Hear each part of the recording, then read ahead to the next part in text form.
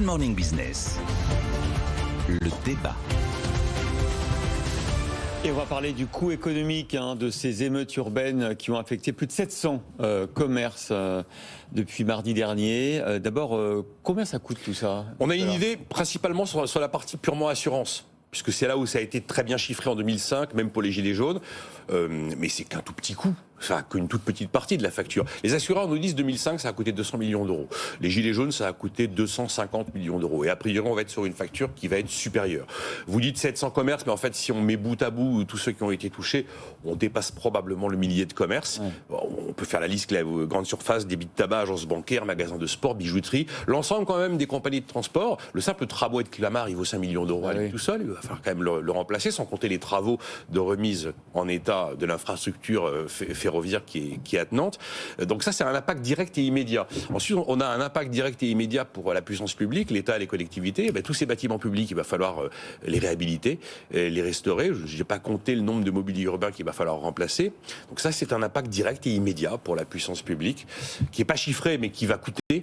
Et puis, on a évidemment un impact diffus et plus lourd sur l'ensemble de l'activité globale du pays. Quand vous avez une saison touristique estivale qui, quand même, se prend pas un coup d'arrêt, mais enfin qui va quand même marquer le coup là en ce début d'été, quand vous avez une dégradation de l'image de la France. Enfin, vous avez vu toutes ces images de correspondants des médias étrangers qui sont en train de raconter ce qui se passe chez nous. Ça a forcément un coût. À la louche, on peut considérer qu'on dépasse le milliard d'euros sur l'ensemble des coûts directs, immédiats et des coûts diffus de ce type d'événement pour le pays. Alors, c'est ce qui a poussé Bruno Le Maire à faire des annonces ce week-end. Mais enfin, si on est un peu cash, Bruno Le Maire, il est venu dire aux assureurs et aux banquiers, soyez gentils s'il vous plaît, parce que y a des contrats, ce sont des entreprises privées, alors il leur demande effectivement de simplifier les procédures, de réduire les franchises, d'indemniser le plus rapidement possible, que les banques soient bienveillantes sur les échéances. Mais là, on va avoir un vrai sujet sur qui va payer cette facture, et je vais laisser Jean-Marc réagir, parce que les commerçants, ils sont à peu près 9 sur 10 à avoir un contrat, j'ai envie de dire, universel, sinistre et dégâts.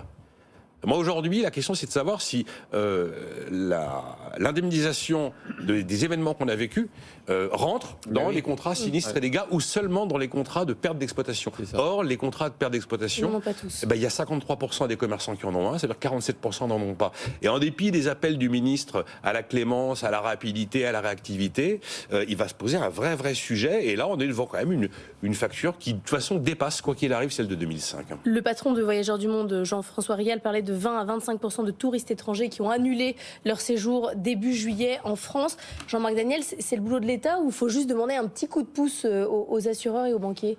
Quand on regarde effectivement les différents intervenants, au niveau central, il y a quand même les assurances. D'ailleurs, quand les assurances refusent, donc Nicolas parlait d'environ 200 millions, quand vous regardez, il y a un fonds d'indemnisation des victimes avec des commissions d'indemnisation des victimes, un fonds de garantie. Et ce fonds de garantie qui est alimenté par des cotisations qui viennent des assurances, mais prend en charge les dossiers des gens qui n'ont pas obtenu de leur compagnie d'assurance ce qu'ils espéraient.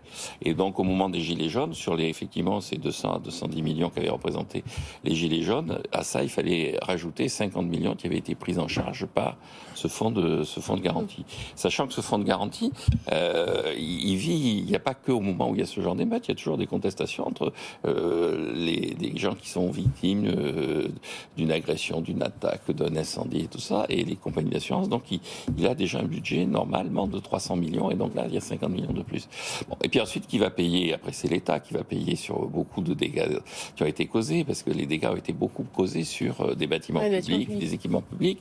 Et donc là, après... il y a un problème de répartition, d'ailleurs, entre les collectivités et l'État. Sachant qu'il y a aussi une jurisprudence qui fait que certaines collectivités, après, se retournent contre l'État. Au moment des Gilets jaunes, la ville de Lyon s'était tournée contre l'État. Elle n'avait pas eu gain de cause, je crois. Non, elle n'avait pas. Finalement, elle n'avait pas eu gain de cause, mais en première instance, elle avait eu gain de cause. Ensuite, l'État avait fait appel et elle n'avait pas eu. La ville de Lyon n'avait pas eu gain de cause.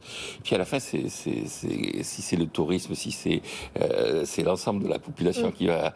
Donc l'INSEE régulièrement, au moment des grèves de 95, au moment de 2005, au moment des Gilets jaunes, essaie d'évaluer les conséquences sur la croissance, sur la dynamique économique, le coût global économique. Bon, et à chaque fois, ça tourne autour de 0,1% du PIB, environ 2 milliards. Et donc, et ça, tout le monde le paie.